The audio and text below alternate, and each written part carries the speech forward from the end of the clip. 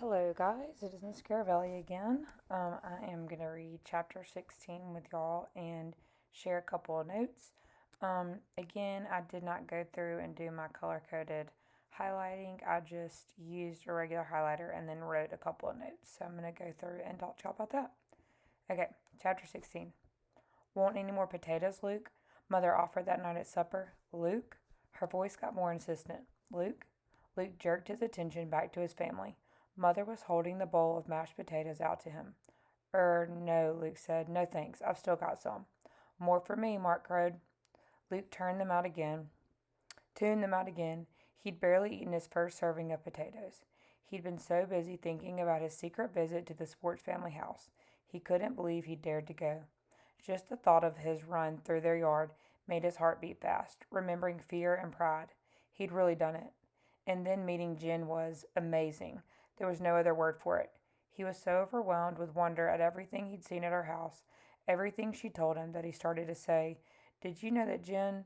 At the last minute, he clamped his teeth shut, holding the words in. He thought he'd burst. He could feel his face flush red with the effort of keeping still. He bent his head low over his plate so nobody would see. How could he ever manage to keep Jen a secret? But he had to, because if he told, they'd forbid him to go back. And he had to go back. "We'll set up a signal," Jen had said. "Something I can see." "But you don't have vents to look out like I do," Luke protested. "You can't look out the windows." "Oh, when the mirrors work, it's not a problem. Look." She took him over to a window near the sliding glass door and showed him a mirror that reflected a wide view of the Talbots' backyard and the landscape beyond. It showed just the corner of the Garner's barn, but when Jen turned it a bit, the entire Garner house came into view. Luke wondered if his parents could set up the same kind of system. Then he looked at the mirror again and decided it might be expensive. And anyway, how would he explain where he'd gotten the idea? "So let's see," Jen said, "a signal. I've got it. How about if I look out every morning at 9, and if you can come over, you shine a flashlight at me. I'll shine one back if everything's safe." "We don't have any flashlights," Luke said. "Not that work, I mean." Jen frowned. "Why not?" "We haven't had any batteries in it in, I don't know, 4 or 5 years," Luke explained. In fact, he felt proud even to remember what a flashlight was. "Okay, okay," Jen said. "No flashlight. No computer." "Oh, we have a computer," Luke said. "My parents do. And I think it still works. But it's in Dad's office, in the front of the house, and I'm not allowed in there. And anyhow, I'd never be allowed to touch the computer." He remembered once when he was very young, maybe 3 or 4, and he'd followed Mother into Dad's office while she was cleaning. The rows of letters on the computer keyboard had looked like a toy to him, and he'd reached one finger up and tapped the space bar over and over again. Mother had turned around and freaked out. "They can find you now," she'd screamed, "if they were watching." And for weeks after that, she'd hidden him even more carefully than ever, locking him in his room when she had to go outside. Jen rolled her eyes. "Don't tell me your family believes that government propaganda stuff," she said. "They've spent so much money trying to convince people they can monitor all the TVs and computers. You know they couldn't have afforded to actually do it. I've been using our computer since I was 3, and watching TV too, and they've never caught me. How about a candle?" "What?" It took Luke a minute to realize she was talking about the signal again. Okay, so let's go back and talk about a couple of things. Okay, so first of all, remember at the end of chapter 15, Luke had gone to Jen's house for the first time. That was like obviously a huge deal because he has never done anything like that before. And so he's at dinner right now, and all he can think about is going to Jen's house because remember, Jen like is able to do all of these things that he's not able to do, so he's just like kind of in awe about the life that she lives. So right here, I just said like underline Luke tuned them out again and wrote thinking about Jen, and then underline he'd been so busy thinking about the secret visit to the Sports family house. And then right here, like I just said, he's kind of like, wow, I can't believe I actually went over there. So I wrote first time he's done anything like that. Then right here, he's thinking about how like he almost has said something about Jen out loud to his family because he's like just imagine if you did something like so exciting, something that you've never done before, or you made this huge discovery and like you couldn't tell anybody. That'd be terrible. So he just discovered that Jen is a third child just like him, which is huge, and he can't even tell anybody. So then right here, he's talking about they're trying to figure out a signal. Um, and he's like, well, you're not able to see me because you can't see out any windows.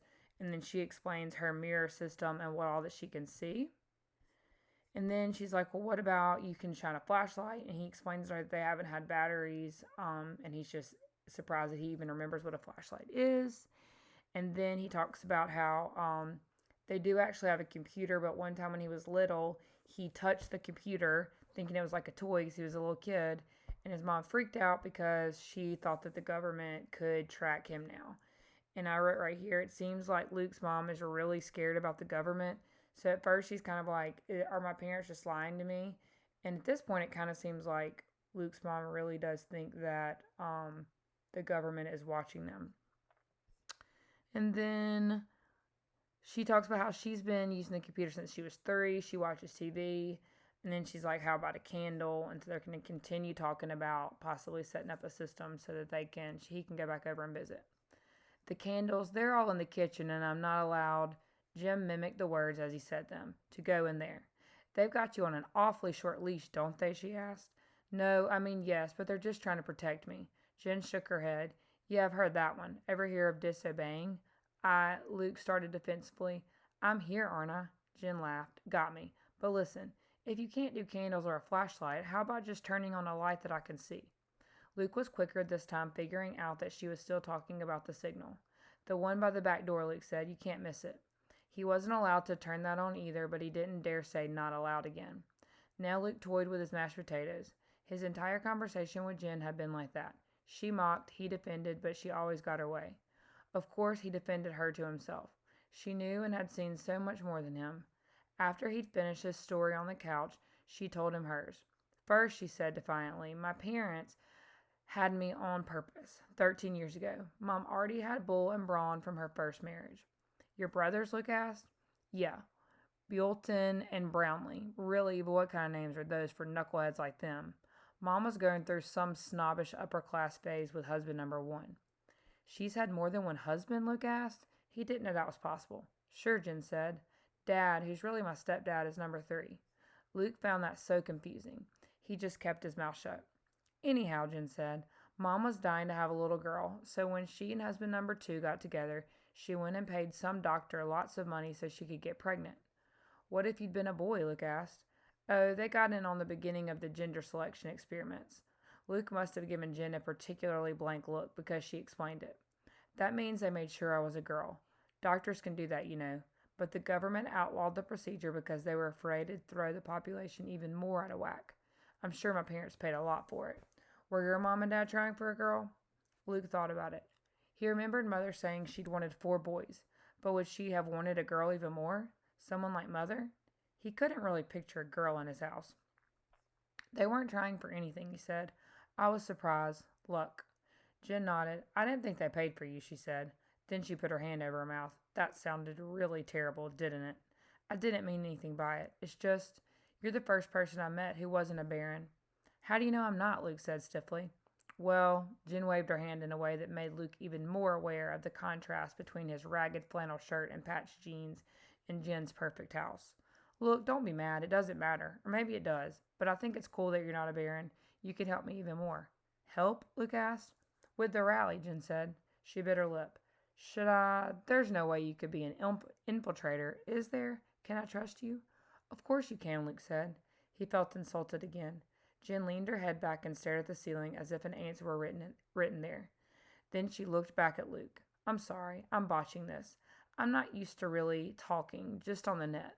Look, I trust you, but I'm not the only one involved, so let's wait, okay? Okay, Luke said, but he couldn't help sounding injured. Jen leaned over and gave his shoulders a quick shake. Okay, so going back up here about the candles, he says he can't use candles because pretty much he's not allowed to go in the room where the candles are. And then right here I underlined where it says, they've got you on an awfully short leash, don't they, she asked, and wrote, Jen lives a totally different life than Luke.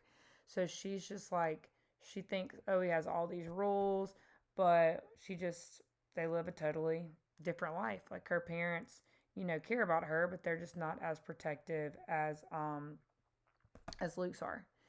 Right here, he let's see, how about turning on a light that I can see? And Luke's like, yeah, I can turn on the light by the back door. So now that's their signal. Luke's going to turn on the light by the back door if he can come over there. Um, and then right here, she kind of tells him her story. So he is very confused because he did not realize that you could have more than one wife or husband. So she says that from the first marriage 13 years ago, her mom had Bull and Braun, her two brothers, and then she's talking about her stepdad, who is number three.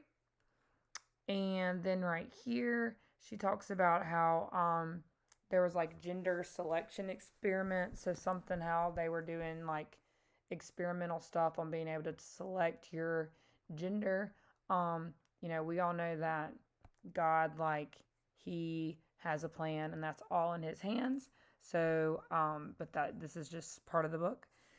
So right here, she talks about how they paid a lot of money for it, and then she's like, I mean, were they trying to have a boy or a girl? And he's like, I really can't imagine a girl being in my house. Um, and then she kind of says a rude comment about like, yeah, there's no way they paid for you. And then she's like, sorry, I've just never met anybody that wasn't a baron before. And then right here, she's like, actually, this is going to be a good thing. You can help me with the rally. And I wrote, what rally? So she still hasn't told us about what rally she's talking about.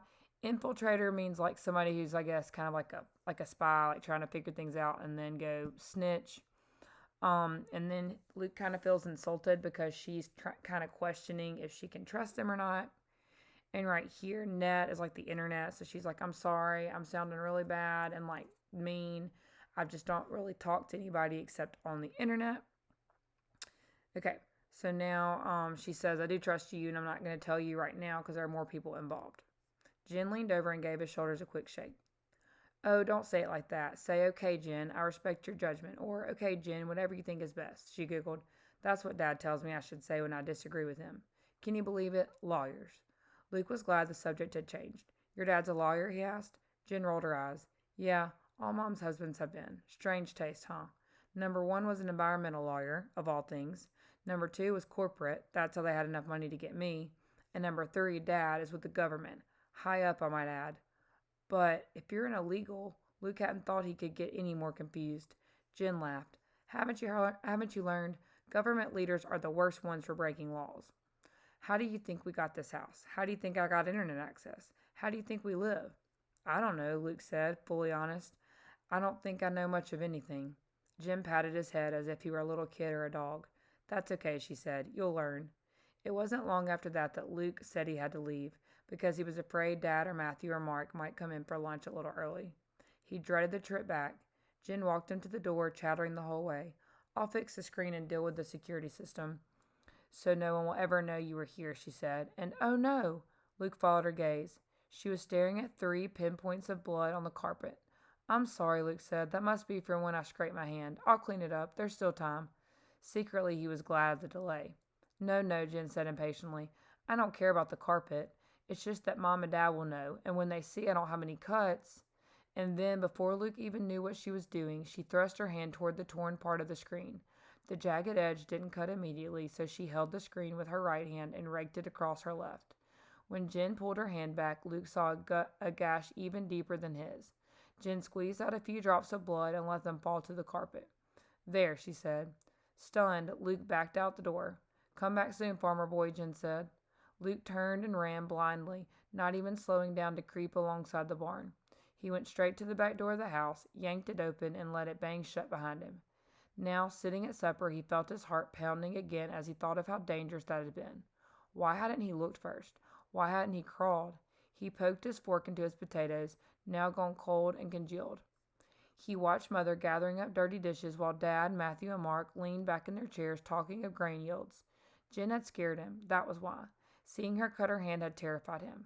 How could she do something like that for him when they just met? Okay.